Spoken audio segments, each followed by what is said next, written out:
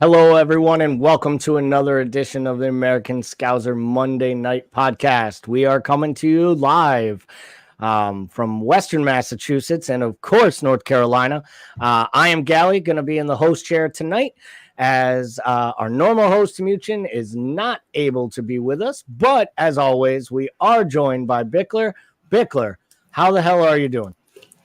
I'm good. Dad's out of town, so that means no trivia and no weather report. Pretty much, yeah. I was just going to say we're not getting a weather report, and we don't use this slide when he's not here, but we use it just to remind ourselves how much we enjoy the time that he's not here. If you're not already part of our Discord channel family, jump on in there. We can drop a link, an invitation link to that channel a little later into the chat. Go ahead, click it in.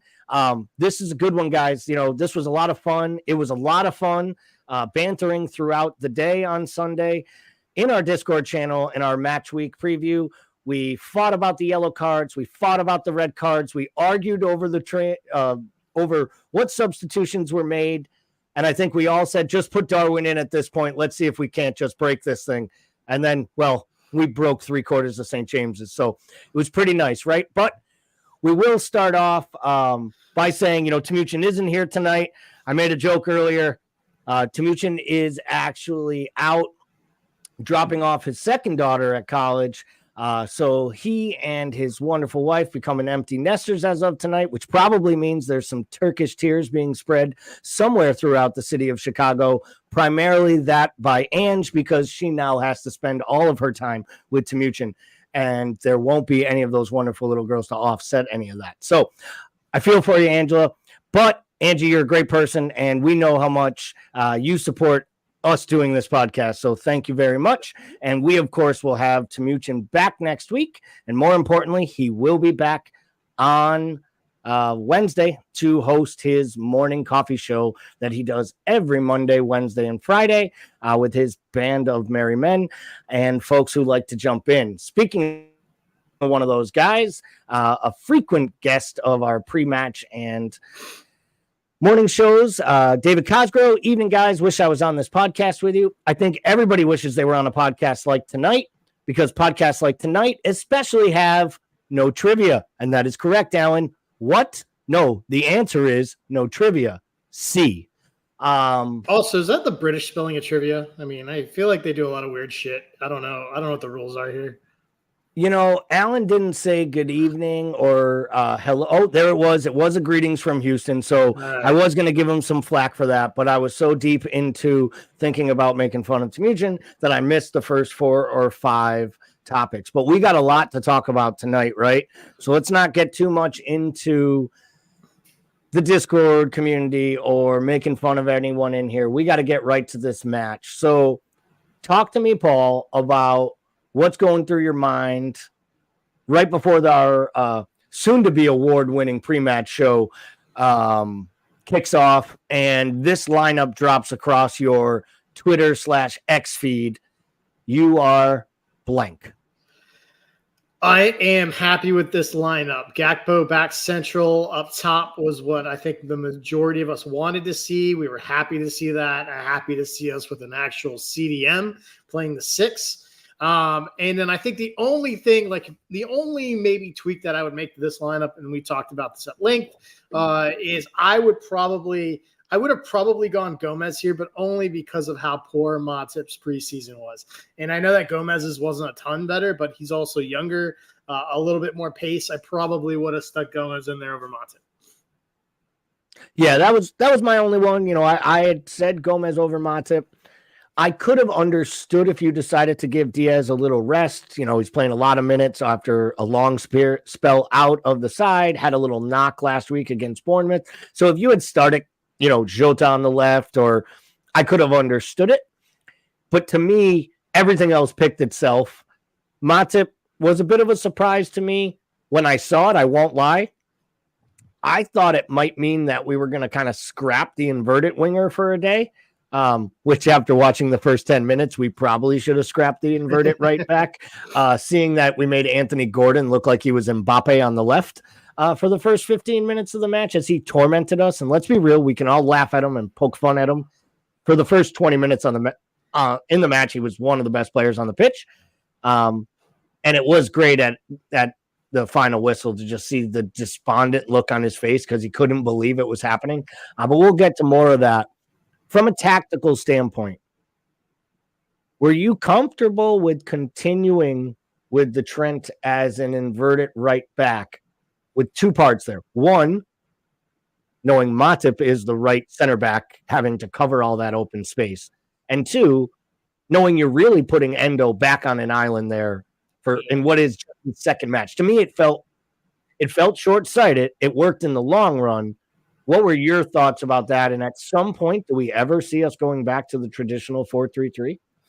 I don't know. Well, my thoughts on it were like, not only was it like, I didn't think it was a good idea, not because of necessarily like what it demands of some of our pieces right now, but more like how Newcastle sets up. Like Newcastle sets up to dominate a midfield by stacking a three that are somewhat condensed and consolidated. Like the way that you beat Newcastle is you stretch out their midfield. And I think inverting Trent really doesn't do that. And it requires a lot of both Szoboszlai and Endo. Yeah, I actually really agree with that. I thought that it was a weird one for this matchup. Specifically, I also thought it was a weird one with who you had available to you with not having Konate, to be honest. And I think I would have had similar concerns even with Gomez. Because at times, you really saw what Gomez has lost off this injury and never recovering from it. His top-end pace and quick twitch ability is just gone. I mean, at one point, was it Joe Linton just ran past him, or even it was Callum Wilson late? And it was like, wait a second. Like, yeah, and Joe Gomez is one of the guys. Like, I think like 3 or 4 years ago, he was the fastest guy on the team, like from a top end pace standpoint, like faster than Mo. Like, so yeah, he lost a lot. So Alan says Trent was destroyed in the first 10 minutes, and well, not sure you could tee up a slide better than this slide. So we're going to touch on this in 2 different topics. And I know this was an easy way to get 2 images. The first image really should be on the left-hand side, I think. So first, Paul, what are your take on the yellow card? And I want to take out the fact that I believe that he was fouled on the touchline and it should have been a foul before it occurred. But when you take out the fact that he called the foul and the Newcastle player is running over to take the ball and try to make a throw in immediately, and Trent literally has 2 hands on it and throws it back onto the pitch away from the player, knowing what they're looking at and the way they've been calling this, is that a really, really just boneheaded and stupid move by your vice captain in that moment? Sure, for sure. But we know this about Trent. We know that he is capable of like just having essentially a mental fart. And in like, I mean, I think we've seen this before with him. I think that was some of the concern when we were talking about Trent for captaincy. I think, we take out the call away, but I think if the call was different, he doesn't do that, right? But like, I still think, yeah, like 100%, like this is just a straight up boneheaded thing to do there. Lucky to stay on the pitch when you combine the 2 together. So let me ask you this then. Regardless of whether, and I want to stay off of but they did it 10 minutes later. Like we could do that in any match, anytime, right? And I do believe that it's inconsistent, and we're going to talk about that. But we've shared our opinions about the porous officiating. So if we're talking about this match, he picks up the yellow card for an offense that wouldn't have been called last year, but is being called blatantly across the league this year. So you have to be ready for it. And when do they call it? In the first 10 minutes of matches to set the tone that they're going to call it all match and try to eradicate it. So the crowd is crazy, and it was an absolutely buzzing stadium. They were up for it. Clearly, he picks up the yellow. If he doesn't get that yellow there, is there any way that that's not a yellow card when he fouls Gordon running past him? So to me, it's a yellow. I don't want to – it's hard to speak for the referee because, like, I don't know if it has to do as much with the fact that it's so early in the match and he doesn't want to give him a second yellow and basically upend this match this early, or if it's whether he knows that Anthony Gordon has a habit and has a real problem with just going down. You know what I mean? So I don't know. It may be a combination of those two things, right? It may not be just one. It may be both of them. Like to me, if we're reinforcing rules and we're going by the letter of the law and we're trying to dictate this thing, like to me, it's another yellow. So as tough as that is, I don't think that you can really even argue it. Yeah, I honestly, I know that they lost their shit. Like, Eddie Howe, his coaching staff, they all lose their minds when it occurs. And let's be honest, we probably would have as well if it had happened to us, which I think is where we'll transition this when we start to talk about Virgil's refereeing decision. But so we obviously get through that moment of madness. Trent is lucky, in my opinion. Brian Shelton agrees. It was lucky to stay on the pitch after that foul, not be sent off. Then obviously we have the brain fart on the pitch in which he doesn't get his left foot on top of the ball. So for a second week in a row, whether either of them were really great passes to him or needed to be there, like Mo still put him in a lot of pressure by passing to a right back who is deeper than his two center backs, which in that weird spot might not be the best decision by Mo. But this is 2 weeks in a row. He can't put his foot on a ball right in a tight spot that leads to a huge opportunity for a goal. And in this case, really results absolutely in the goal. I mean, it was just a walk-in. Do you put that on again? Maybe a guy who was a little too fired up for this match, too into it? Like, where's the emotional side here? He's supposed to not only be one of the stalwarts of the side, he's now supposed to be one of the leaders. And it's not a great look to be the guy who slides that guy in that spot. And then have this like confused look, like he almost didn't feel it was that big. It looked lazy and almost like he wasn't up for it. I don't know. Is that just me? I think that Trent has a real tendency to get in his own head. Like, I mean, and I think like we saw when he wasn't picked for the England national team, how much that affected his play. And we've seen him in big moments essentially just completely cave. Like when things haven't gone his way, or he's been in a spot, or, he gets emotional. So I just think that he has a tendency to get in his own head. And when you start doing that and you start thinking about where you're going to be next or what you're supposed to do, you're not concentrating on what's happening currently. And I just think, as much as he switched off, I think that entire back line switched off. Matip was running through his catalog of journey records in his head when that happened. He I don't know, I was like, it took Matip about 30 seconds to figure out what was happening.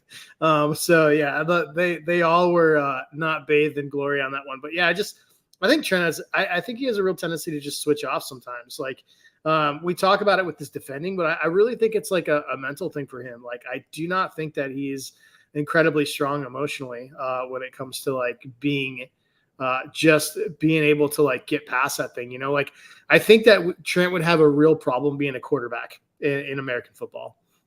Yeah, that's actually a good analogy there too, because I think when he's flying high, he is at the top and like he can do no wrong. And when things start to get tough and you have to actually like use your brain to put yourself in the right position. You got to forget about that last thing. You got to forget about it. Right. And I think in some ways he got built up so much. And, Brian Shelton says, Gordon got into his head, and I'm not so sure that that's not a fact. I'm also not so sure that that's a great sign for your vice captain and the guy who you're supposed to be building the like leadership in this squad around.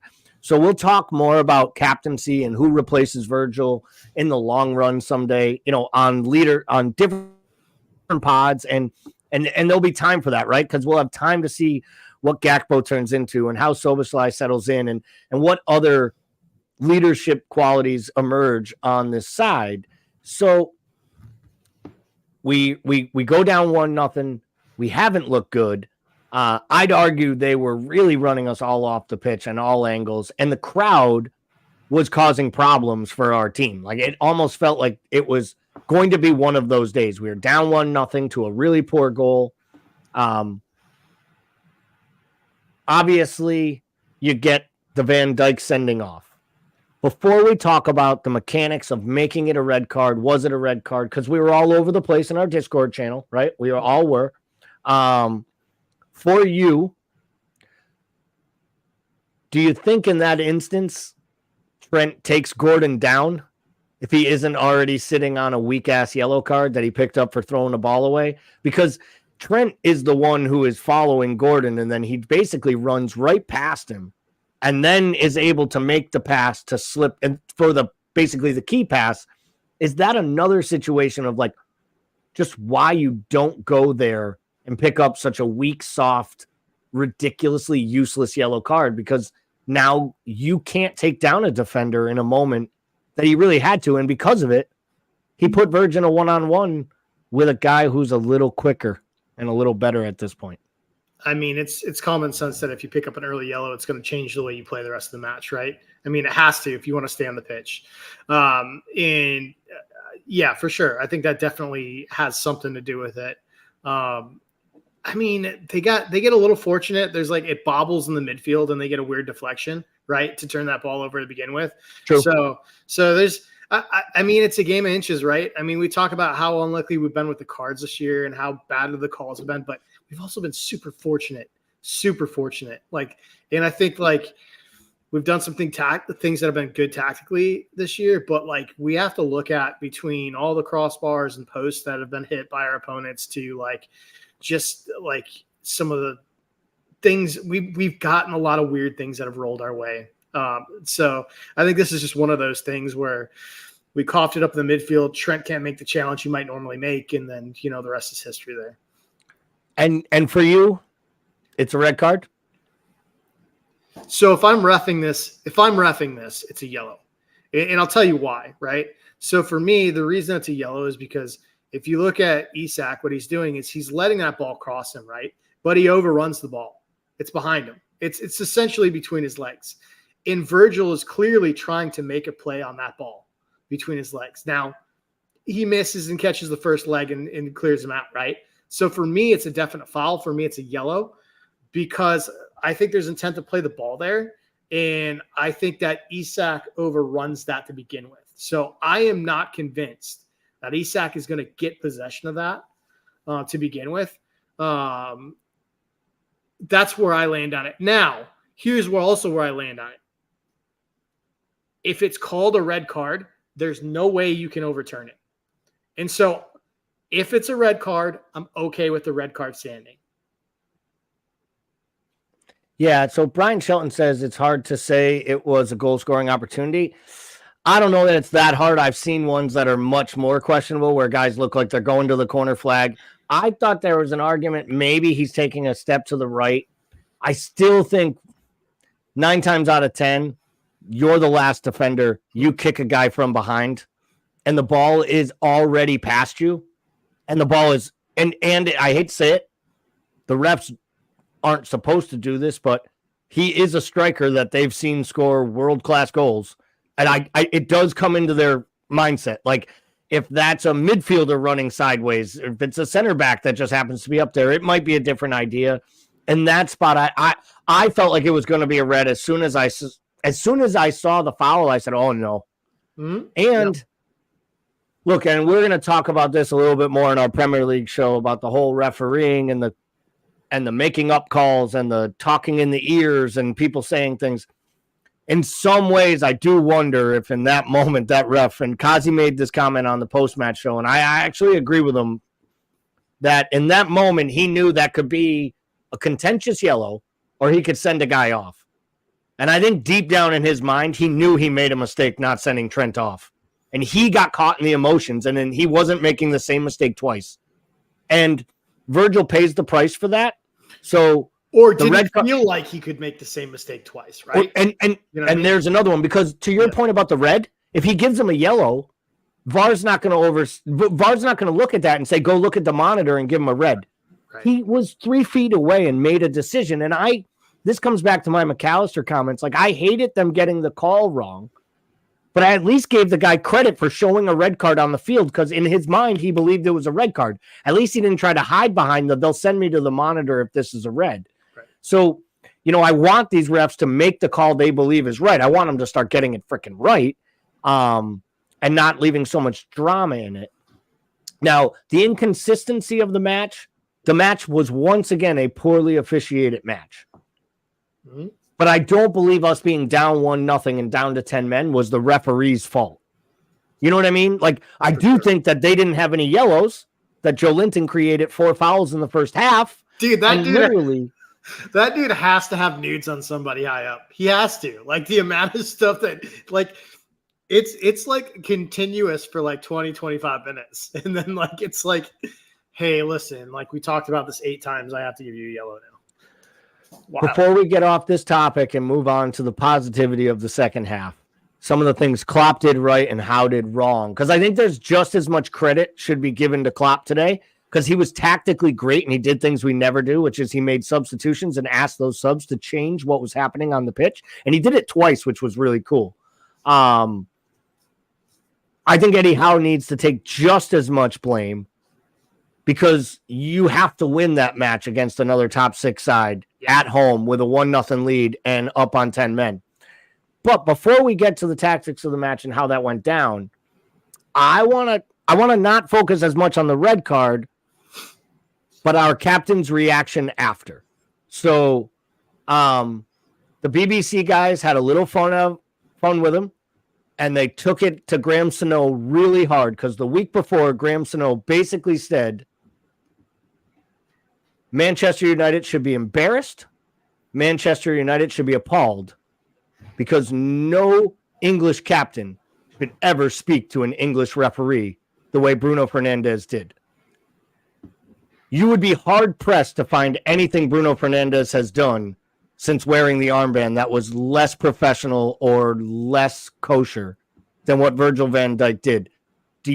I have raised my hand and said I have serious doubts about him as our captain. Yesterday made me think I not only was spot on, but that there might have to be a conversation of whether or not he can stay as captain. Like, what he did, I expect there to be a multi-match ban for his actions on the pitch, let alone the single match ban for the red card. I know you're a professional lip reader. How bad did it get, and how bad could it get for number 4? Yeah, I mean, people are, worried about remembering the rule that it's only automatic 3 for violent conduct. I mean, you could very well be looking at least 3 here.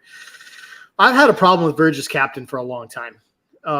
Since we've discussed it, I had a real problem with him in the last match that I didn't bring up because it wasn't the time to bring it up. But if you look at the McAllister red card, he is nowhere to be seen. Gakpo is looking urgently for Verge to come talk to the referee, just motioning for Verge to come over. And it takes him 25, 30 seconds to get there. When I just keep thinking Henderson would have been just absolutely in that dude's ear in a very urgent and respectful manner. Now, this is a different case, right? I think Verge is everything that you want in a captain off the game pitch, off the match pitch. I think he's everything you don't want in a captain on the pitch. I don't think he's very good at directing traffic during the match.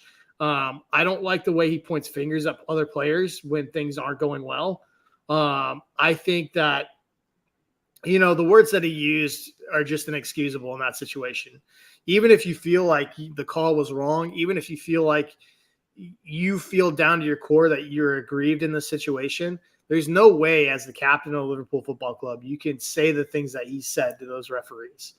And yeah, I've got to, nobody wanted to hear this, but this is the facts of this team. And this is what's so devastating about Hendo leaving. With Hendo leaving, the best captain in this team is a kid that just got here and is unpacking, and another 30-year-old who just unpacked. Those are the 2 best captains in the side. And you can't have them as the captain because they don't know the community.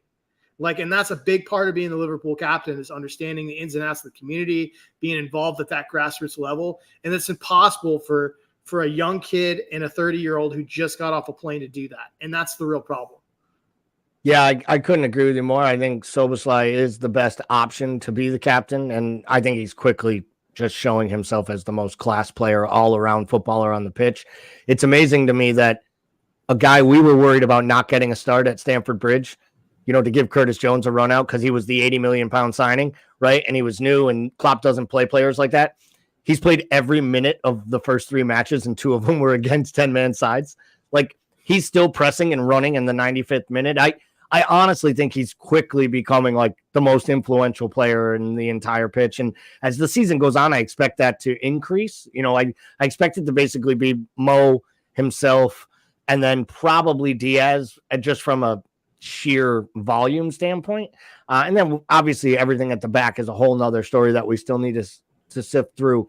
I was personally embarrassed for Virgil. I don't think you are questioning the credibility of a match day official when you start calling them an effing clown to their face and pointing your finger in their face. And then he got in a fight with the fourth official, which some people believe what he said to the fourth official was actually worse than what was said on the pitch. And supposedly, again, the Newcastle folks are loving to stoke this up. They are wanting to bring up charges for basically how he talked to their coaches on his way off the pitch. And by rule, he didn't leave the pitch after the referee had told him that the VAR decision had upheld the call. So he could be looking at, like someone said today, like if they really wanted to go as far as they could give him like a 7-match ban. I don't think it'll be that big, but I do believe he misses at least Villa and Wolves, if not Villa, Wolves, and Brighton, I think, or Villa, Wolves, and Everton. And we can all look at these teams and say we don't need them, but let's be honest. No one was overly excited when Joe Gomez and Matip were playing center back together. We hoped we would never see that again. And I don't know that we can expect Konate to be back from a muscle injury in 2 weeks, because that guy gets hurt and he misses a month. What was your take on the play of Gomez? Because I actually thought he did himself well, specifically for the fact that he was thrown in under the scrutiny that he was thrown in at the time that he was, and having to get fully up to speed, not planning to really play unless there was a massive injury or an issue coming down. I thought he did pretty well ushering the left-hand side of the defense. Are you comfortable with the two of them playing together for the next few matches? Would you make a move and go with the kid? Like, what are your thoughts on what you saw from Gomez and Matip as a partnership for the period of time they were asked to play? Look, I thought they were good. If you told me Gomez is coming on, what do I expect? I'd say expect a 5 performance, and we got an 8. So, I mean, especially given the situation down a man, obviously they haven't started a lot of games together in a long time. I was pretty happy with it. I thought Matip, aside from like just falling asleep on the Trent goal, I thought he had a pretty good match. So, yeah, I mean, that's got to be encouraging. But the problem with Gomez that you got to remember is that Gomez is capable of incredible highs and incredible lows, and they often come together in quick succession. And that's the really, really, really tough thing about Joe Gomez is like he's going to give you an 8 and a 9 performance followed by a 3 and a 4. And it's like you can never get him. You can never just catch him in some sort of consistent fit of form. And if he does, it's usually followed by some sort of an injury. But we haven't seen any consistency in years from him. Yeah, I would agree with that. I thought it was a good performance, obviously. I thought he did himself well. Let's touch quickly on the sideline row. A lot's been made of this picture, right? I forget the guy's name, and honestly, I don't even want to give his name because he's an assistant freaking manager at Newcastle, and honestly, he's getting too much publicity for this whole thing. I know that it had to hit some chords because I've seen Newcastle supporters absolutely ripping this guy, like, what clown shows up Jurgen Klopp, who the bleep are you? You're Eddie Howe's lackey. I mean, these are Newcastle supporters, and I know they're pissed. And if they had won, they'd probably be calling Klopp a crybaby. And we all know that, if Klopp's your manager, you love him. If you don't, if he's not your manager, he's annoying. We've talked about this because we're real supporters, and can be critical. Obviously, I wish that the other picture with Klopp doing this to him was real, but it's not. So I wasn't going to use it for the pod, though I agree with Megan. One of our contributors saying, I'm just going to continue to believe it's real because that makes my day better. Is this starting to be other teams and their coaches literally trying to wind up Jurgen Klopp, knowing that sometimes the best way to get at Jurgen Klopp is to literally think he's fighting with you instead of working out tactical arrangements on the pitch, and maybe he'll get cards from officials? Or Is this just, two men at the highest level of competition trying to give each other stick and I guess maybe getting caught on camera for it? I feel like it feels a little bit self-absorbed to think that teams are doing this just to go after Jurgen Klopp. I mean, I think he gets a lot of press because it's Jurgen Klopp, but I think that they do this across the board. And I don't know what this weird trend in English football is, where there's is this like the new posse thing where you have 20, that's what it feels like. It feels like there's these head coaches now coming with 8 dudes that are their little it's like Gru and the Minions. It feels like, and I don't know if that's a new thing, but they're I feel like there's a couple teams Mourinho used to kind of do this too, but I feel like there's a couple managers that usually have 3 or 4 dudes that are really sort of out and about and vocal. And now I feel like this is becoming more of a common occurrence. More managers, more teams are doing this. I don't know if it's I don't know if it's the English Premier version of teenagers wearing hooded sweatshirts during the summer. It's weird. I don't know what's happening. Jamie says, call it bias, but it's soft. I'm assuming he's saying the bias towards Klopp, or it's soft as in how these officials are responding, or how these people are kind of taking shots at us, or whatever it is. Not 100% sure what he meant there, but I always want to share any comments that are brought in. So as always, if you are some of the viewers watching us on YouTube or on Facebook or Twitter, please jump in, give us your comments. We'll bring them up on screen. We'll talk about them where we can. We really appreciate all the interaction with the show.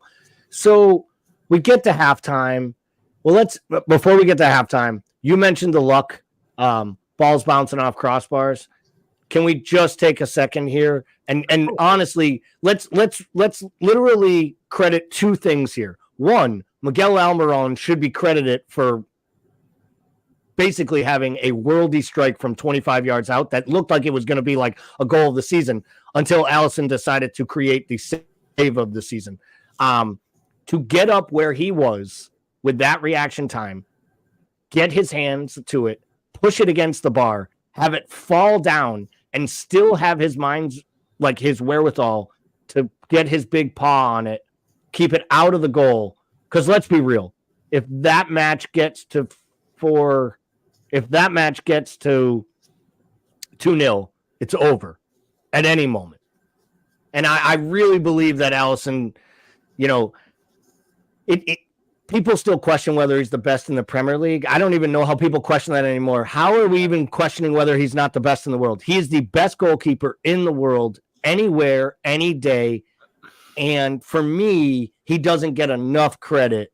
And I can't understand it with the fact that our D has been such shit for the last. Yeah, me neither. I don't know how he's so underrated. Eddie Howe said after the match that it was the best save he's ever seen in his life. And I don't believe that was hyperbole. Yeah, when you slow it down, it like 5 frames per second, when it's crawling, right? And they show that replay, it looks like it's traveling at an incredible rate of speed in slow-mo. So you can't even imagine, I can't even imagine the reflex reaction time that you would have to even get a mid up in time to push that up onto the bar like that, and have the ability and the awareness to know that ball is coming down over the line and to push it out while you're on your back.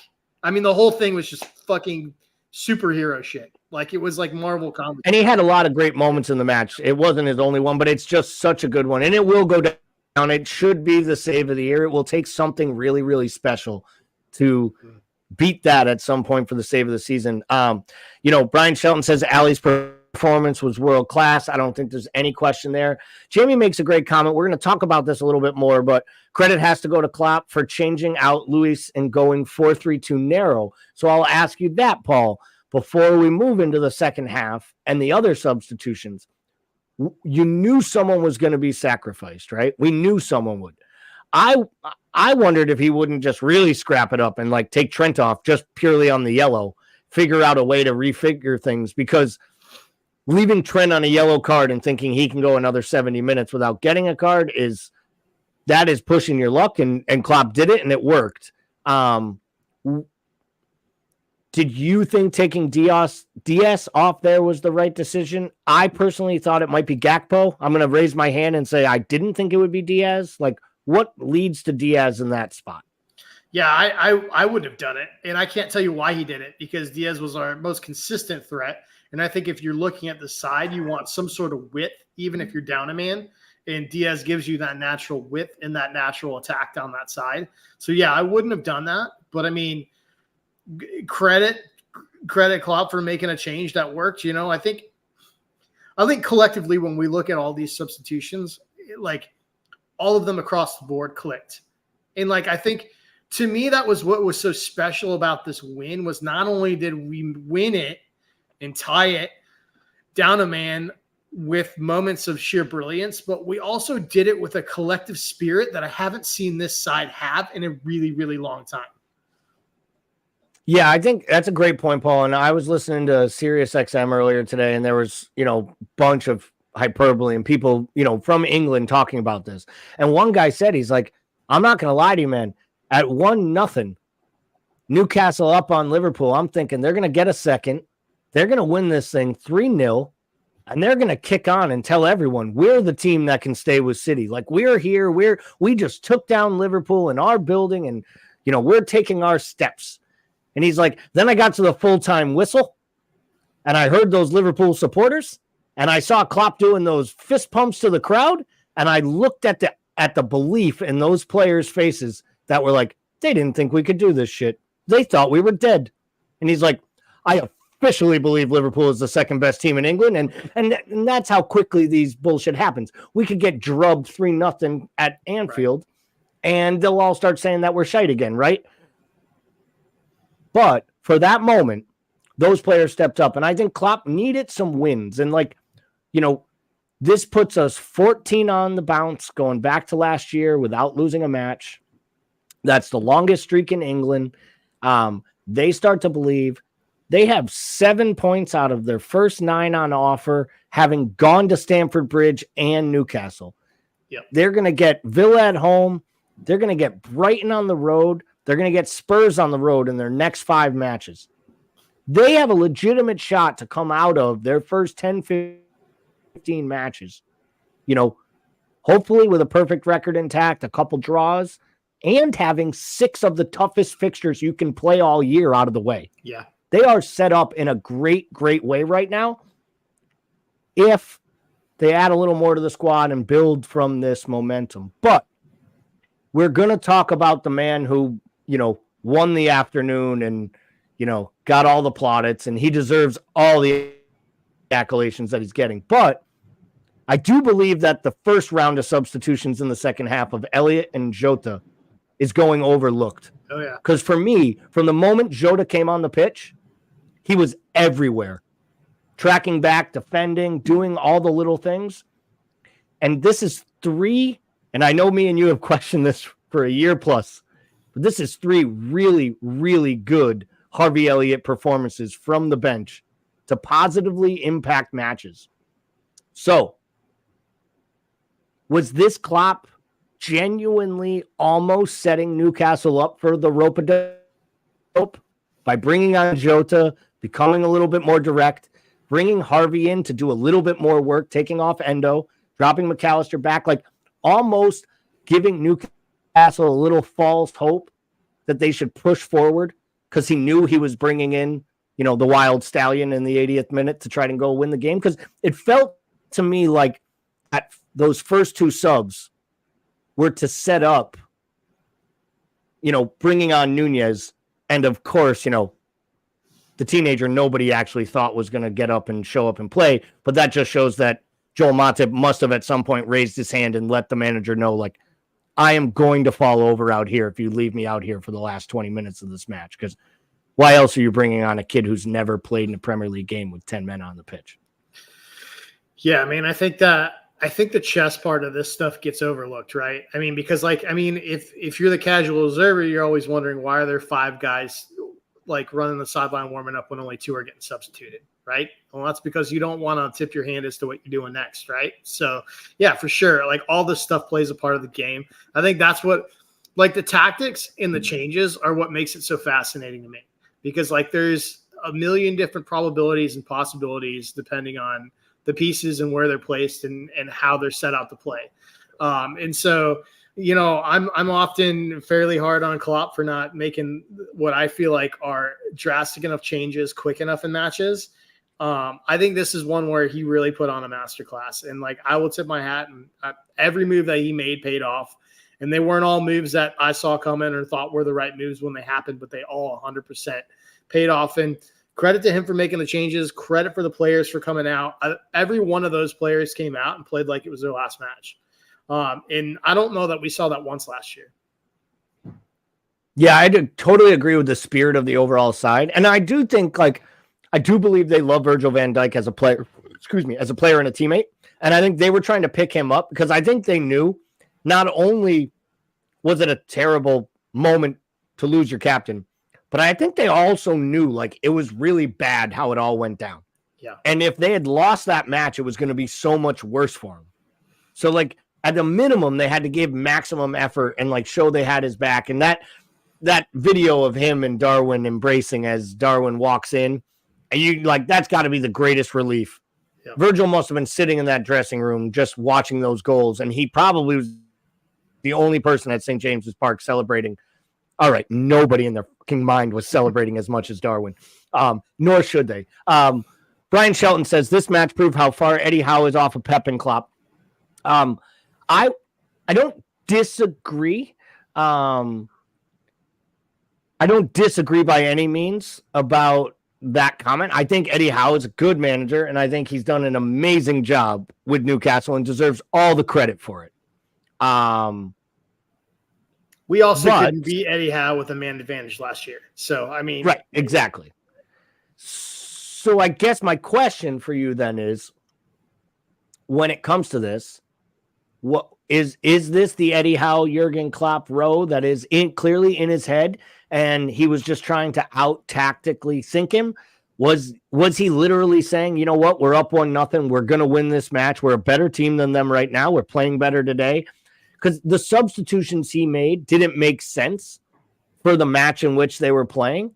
They didn't substitute to kill the match. They didn't substitute. They really didn't do anything tactically to change anything after going up 1-0 on a really bad mistake, which to me felt like it was just a little too cautious by Eddie Howe, in my opinion. Yeah, it's tough. I mean, I think Newcastle starts strong usually, and I think they put a lot into those first 15, 20 minutes of that match and then just lost some of that physicality and some of that energy. And I think, like, you're up 1-0 and, you're up 1-0, you got a man advantage and you're boss and play for the most part. I think at some point, like, you can stop thinking about winning and start playing not to lose. And I think I saw a little bit of that in Newcastle. But I think it was just a combination of like not having an answer for things that Jurgen was doing. We've been pretty complimentary of Eddie Howe in general. I still think that there's not very many managers in the Premier League doing more with less. So I'm not going to go that far and say there's a huge gap in class between these managers. I think sometimes it's part of managing. Sometimes you just don't get it right, and I think he just didn't get it right. Well, speaking of somebody who got it right, that son of a bitch got it right. So he comes on. We were all calling for it. We have been very critical on this podcast, especially the guy who's not here tonight, about where he fits in, what his role would be, the game that he plays. Feel like all the attributes you want out of him were on display yesterday. Dan Burn is still turning around and trying to find him as the ball rolls off his hip. And it took a little bit of luck here, guys. Like, yeah, the ball hangs up on Dan Burn and then he touches it down. If that ball doesn't bounce off of like one of the Newcastle players, and then the ball that hits Harvey Elliott out of nowhere, and that sets up Mo on the game winner. And we're going to get to Mo's pass because, my God, like, there might not be a better assist done all year long in the Premier League. And that's a prime example of, like, Mo Salah delivered to Darwin the pass he wants McAllister to learn how to deliver to him. Like, it was perfectly weighted for him to run past, and it was amazing. But, the First goal. So obviously, ball comes through, deep ball releases. He makes the run past Byrne. Be honest, Paul. He's one-on-one with the keeper. Did you expect that ball going off the post, or did you expect it to miss by a foot? And all of us say, that's Darwin. You had your one chance, and instead he's the GOAT and not the hero. I think I probably would have been less surprised if it ended up with the Liverpool supporters up in the second deck. Just because, I mean, that's kind of what we've seen from him. So there's two things that are huge pieces of irony here, right? Like, one is, before he landed at Liverpool, he had the highest finishing rate in all of Europe. He was like right in the top 2 or 3 players in terms of, like, he was absolutely clinical in terms of chances. The other thing here is that, like, this is a player that has a magnet in his hip that constantly pulls him to the left channel, and he scores both these goals from the right. Like, it was just unreal. And they were both just classic striker goals, like down the channel, beat your dude, far post, just classic. Like, it was unbelievable to see. It was unbelievable to see. Yeah, and we always, everybody knows Mo as a goal scorer, but I've talked about how we've seen 2 weeks of him we've seen 3 weeks now of him just being the most. I think he is so underrated in terms of his distribution. That ball is like that halftime game you see where they kick it from the goal and try to land it on the center circle, right? Like, that's how good that touch was. Like, it just was weighted perfectly. And I think that he has a lot of that in his game that just gets overlooked. Yeah, I completely agree. And I will say the parts that I like about Darwin, and we saw a lot of good things from Darwin on the left last year, and really his best moments, right? Mm-hmm. But the things that I have enjoyed when he is in the center of the pitch, and he does seem to link up with Mo really well. And he's made Mo, in some ways, Mo is kind of starting to learn and develop into that process. Not as well as Gakpo, but Gakpo does more because Gakpo drops deeper, where I think Darwin is asked when he's up front to really stick more up top and just kind of be a striker. Don't drop back as much. That way he's not playing with his back to goal, because that's not what he wants. He's not Holland. It's not the way that he wants to play. He wants to run on strikers. The thing about this guy is physically he really can't be defended. Like, right. If you use a high line, he will run behind you and run into space. If you drop back and do they dropped into that mid block once he came on the pitch, and he just destroyed him with that too, right. Because he's just on the shoulder of a slower player, and he's like, I'm still going to run behind you. And then if you do go deep on him, he can literally just back you in because he's physically an absolute monster. Now, we know he's not great in the air, but he's getting better with his hold-up play. I think he's getting better with all that. I just still needs to find that side. Jamie joins in with going narrow allowed us to get numerical advantages in the middle, then changing to 4-2-3 with Nunez and Jota was fantastic, and the press was back. And I actually really do agree with him on that. I think what Klopp should get a lot of credit for was he made substitutions but never took off Mo. And it would have been easy to take off Mo in this match with 10 men because the amount of defensive work rate, all the different things. And I think leaving Mo on the pitch and bringing in other poacher-esque goal scorers allowed Mo to become more of a creator, which is what we saw, because he dropped deeper and he allowed Nunez to basically play in front of him. Mm-hmm. And listen, if this guy is going to make it as a center forward at Liverpool, we're going to see a lot more of that type of tactical formations. We're going to see a lot more of feeding him. And that might be meaning that Mo is a little bit more of a secondary option offensively when he's on the pitch. But I'll ask you this, and then we'll kind of wrap up this match. I do want to get your minds on a little bit of the transfer window as we wrap up the rest of the show in the last 10 minutes here. If he doesn't make the first goal, do you think there's any chance the second one goes in? Because what I loved about it was the first one looked like, I know what I got to do here. I got to drag it across the keeper, and he caught the goalpost, and it ricochets in instead of bouncing out. Last year, that thing would have bounced out. It would have been one post and one into the Liverpool supporters group. it almost felt like because he made the first one, his confidence was at such a high. There was no chance he was missing the second goal. And the second goal is so much more class. I mean, it's side netting. There's nothing Pope can do with it. Do you think he's the type of player that the confidence, it's so required that you just have to keep building off of it now? I think that's any striker. I really do. I think that's just goalkeepers and strikers. I think goalkeepers and strikers really, it's so important. What I do like about Darwin, though, is like I think Darwin's a little bit of the opposite of Trent, where I feel like Darwin has the ability to quickly bury moments that are bad. Like, yeah, I like, because he's had a lot of them. He keeps going, he keeps trying, he keeps shooting. Like you don't see him shy away from making a challenge or a shot because he did poorly the last time. And I think a lot of times we forget that this is still like we look at him and we look at the fee and all the things involved with him. I think we forget this is still a kid that's doing English lessons twice a week. He still has a massive adjustment to do. I think the most promising about this game, beside the spirit of things, is like the fact that the way that they played with Darwin, we talk about him being like an agent of chaos, right? Just coming in, essentially flipping tables. Thank you for the weather update, Tamisha. It's amazing. We needed that, Grandpa. We needed that. Hopefully everything's worked out at college drop-off night. But the weather is great in Chicago. It must be wonderful because all we heard about was how goddamn hot it was every day that it was over like 65. I know it was like 100 people. I'm just kidding. It's Midwest. It's hot in the Midwest. It gets cold too, and it gets windy. Can't wait till the wind updates that are coming. But I will say this about Darwin.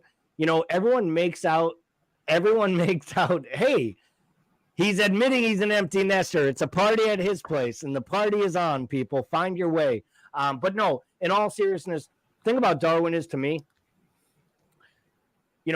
Darwin had 15 goals in all competitions last year. Yeah. And people were like, man, this guy's a bust. This guy's a bum. You know who else had 15 goals in all competitions last year? This guy by the name of Bukayo Saka. And everyone told me he's as good as Mo Salah. So, that's the argument level that I think people use for this barometer. Is he Erling Haaland in his first year? Absolutely freaking not. Did he show just yesterday that he can offer just as much in a moment? I think he can. And I will say this. We're not going to have time to talk about it tonight. Hopefully they'll touch on it on the Thursday pod. It will be interesting to me to see whether he starts. I do not expect him to start against Villa. That was the game I called for him to get his first start in. But coming off this, I don't expect him to get the start because I don't think Klopp will want to reinforce him that getting 2 goals in the last 10 minutes earns you a start. Mm-hmm. But I do think him getting a run of matches in this side is coming if he's going to be banging in big, big goals like that. And he's had some opportunities. And I will say this, we all love Gakpo. He was pretty poor and he was nowhere to be found yesterday, in my opinion. And that was when we were at 11 on 11.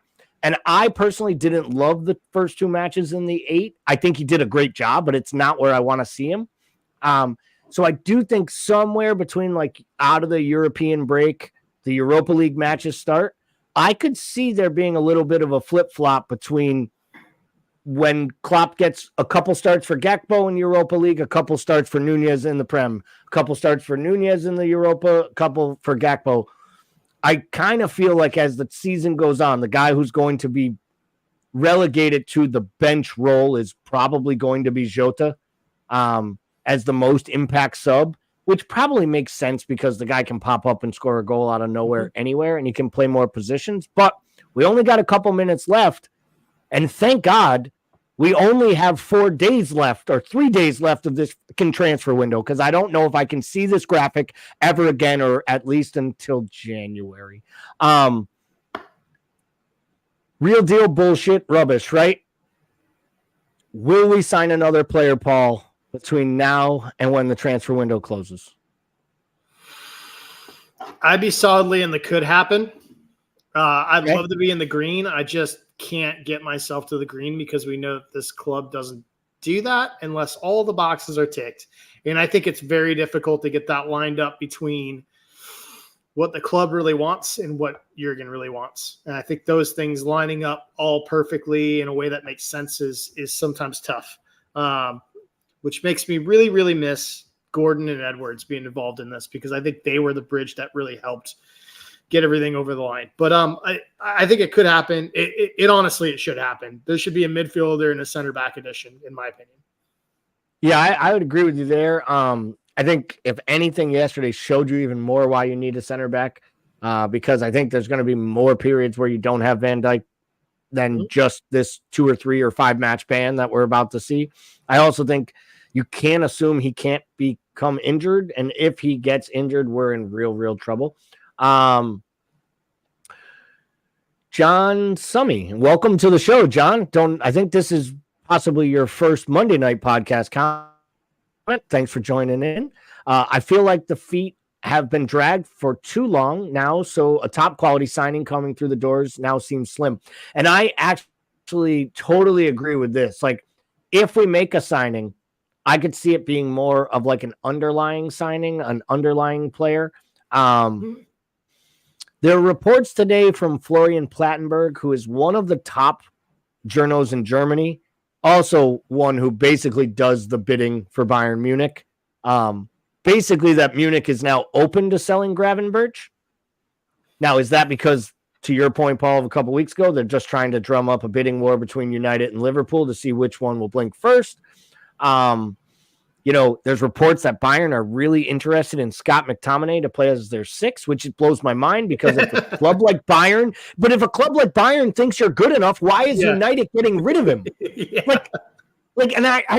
This was my whole thing when everyone was like, Declan Rice stinks. And I was like, then why does Manchester City, Arsenal, and Bayern want to buy him? Do you know, like, United's probably like, so theoretically you guys buy him, how would you play him?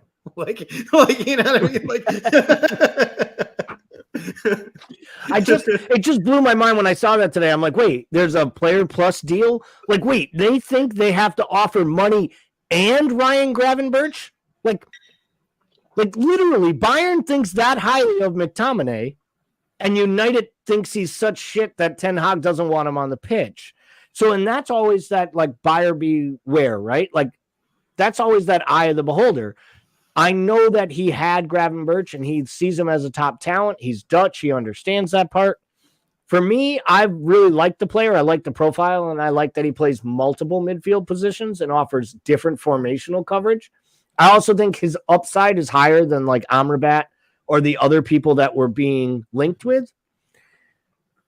I just don't know if you can get a player of that kind of ilk this late in a window unless you knew you could get them all along, and it's just like we've just been playing this game with them. So for me, I'm hopeful that a Gravenberch comes in. I would love for a shocking awe, defender to come through the channel. I know everyone's like laughing out there because supposedly there's a $50 million bid from Saudi Arabia for Joe Gomez, and someone's like, well, you make that move and you just trigger Ignacio's release clause and we're good to go. It's like, but if we wanted Ignacio, we would have just triggered his release clause at any moment. Like, we clearly aren't that high on the players. So do you see what would be worse for you? No signings, or the hologram-esque Davies / Stephen Cocker deadline day live body signing? Like, which one is worse? Or I'll throw a third one in. Keeping Nat Phillips. Oh, fuck. As in the words of my good friend Jamie the Irishman, that's a tough one. I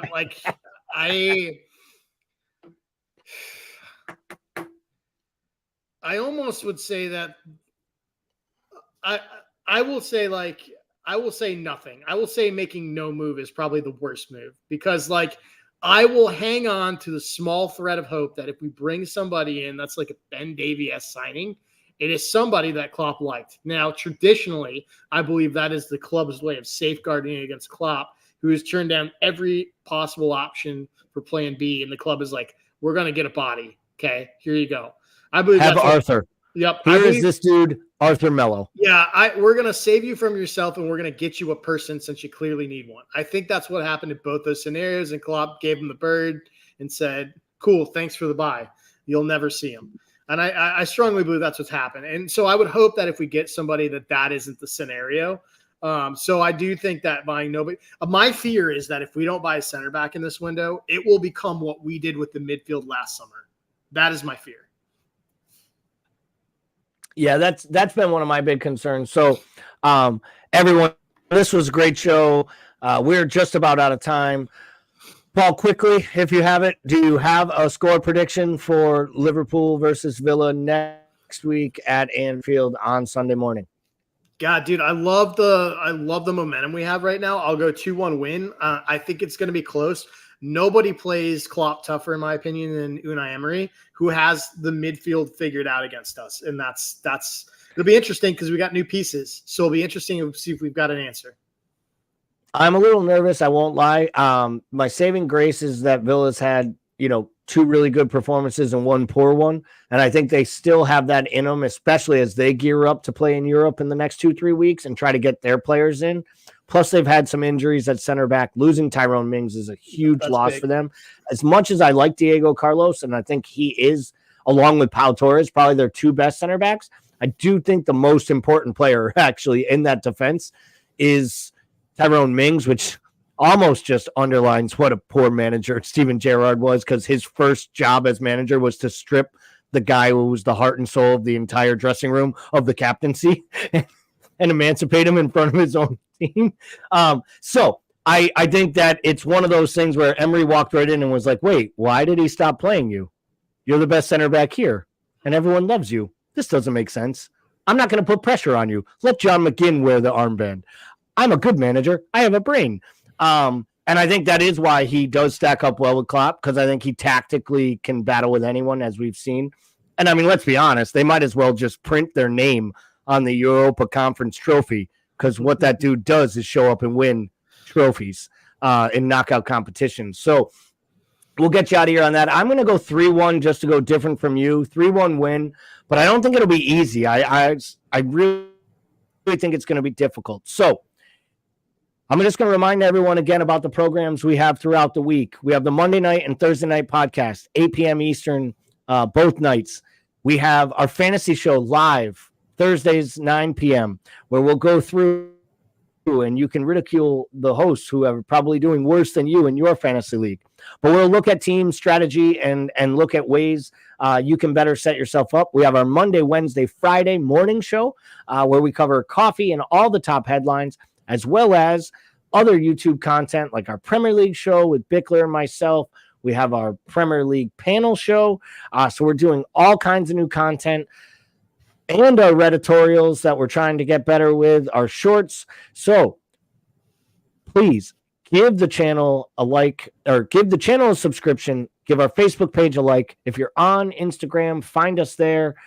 You can find us on TikTok too if you know how that shit works.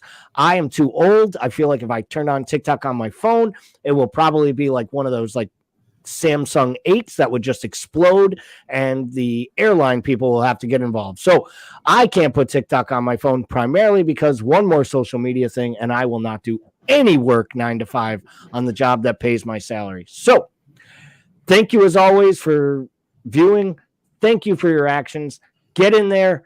And I guess I can't believe we have so many shows. I forgot another. We also have our pre-match show each and every week coming on an hour before kickoff, and our post-match analysis, which is basically us talking heads, just giving you our opinions on the game. But you can join in live, use your comments, and tell us how dumb we are. Mr. Bickler, as we get out of here, anything else from you as we wrap up on what was a very eventful match week 3? Yeah, tough 3 fixtures to open. I would have never thought we would have had these many points, so I'm going to take that and run with it and hope that we can play like we do with 10, with 11 next week. It would be nice. My biggest goal for Villa is walk away with 3 points and have 10 players on the pitch. We've done one thing so far, which is we've gotten through 3 matches, knock on wood, without a player picking up an injury in a match that didn't allow them to play. Kanate, obviously, still struggling. Thiago, not able to get on the pitch yet.